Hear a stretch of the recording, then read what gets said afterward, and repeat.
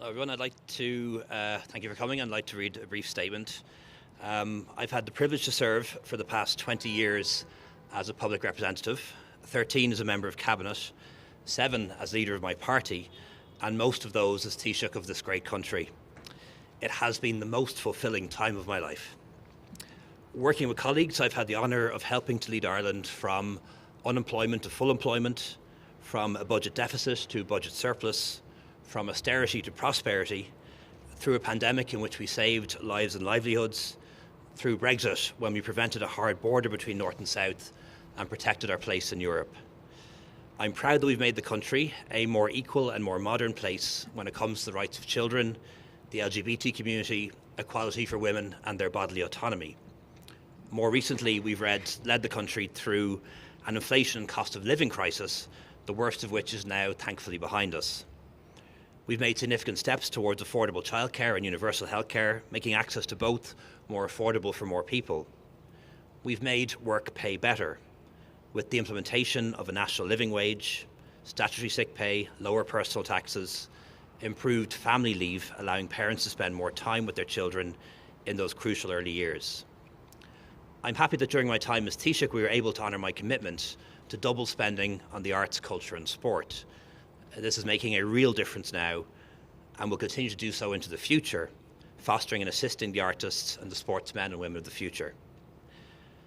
We provided leadership by increasing our spending on international development, and we've expanded our diplomatic footprint around the world, building on Ireland's already considerable soft power.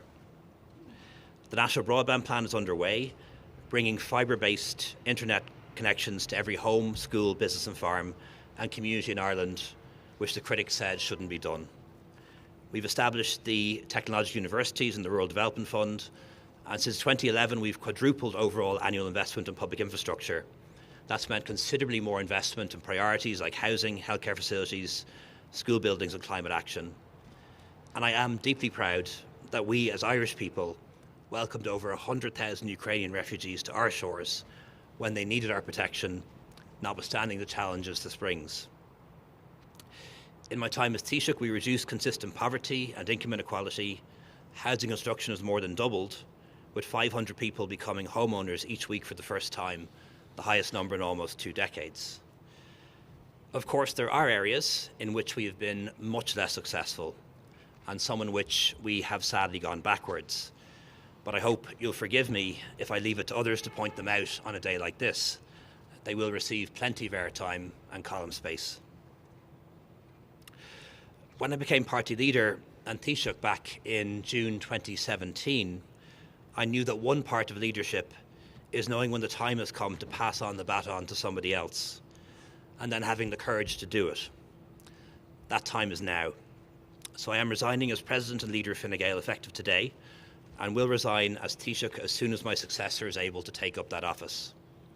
I've asked our Party General Secretary and Executive Council to provide for the new leader to be elected in advance of the Ardèche on Saturday, April 16th, thus allowing a new Taoiseach to be elected when the Dáil resumes after the Easter break. I know this will come as a surprise to many people and a disappointment to some, and I hope at least you will understand my decision. I know that others will, how shall I put it, cope with the news just fine. That is the great thing about living in a democracy. There's never a right time to resign high office. However, this is as good a time as any. Budget 2024 is done. Negotiations have not yet commenced on the next one.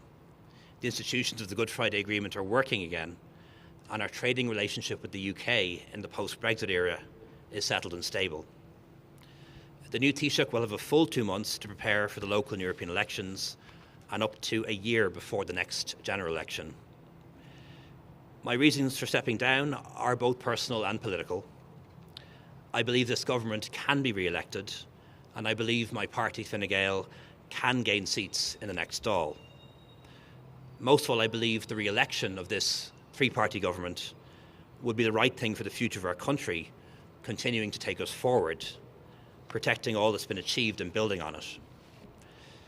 But after careful consideration and some soul-searching, I believe that a new Taoiseach and a new leader will be better placed than me to achieve that, to renew and strengthen the team, to focus our message and policies to drive implementation. And after 7 years in office, I don't feel I'm the best person for that job anymore. There are loyal colleagues and good friends contesting local European elections, and I want to give them the best chance possible. And I think they have a better chance under a new leader.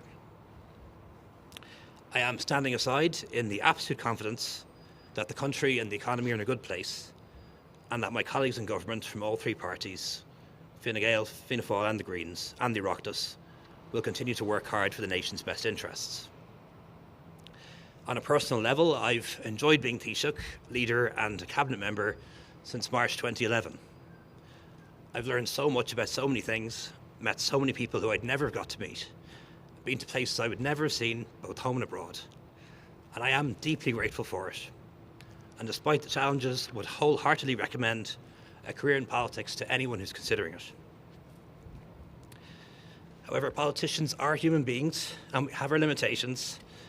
We give it everything until we can't anymore, and then we have to move on.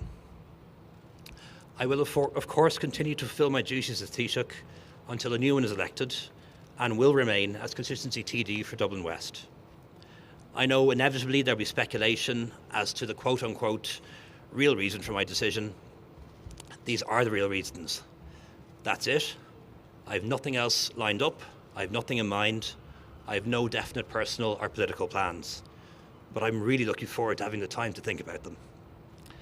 I'd like to take this opportunity to thank my party, my coalition partners, particularly Micheál and Eamon, my constituents, colleagues and staff for their loyalty and their phenomenal work, and I'm going to thank them all in person in the near future.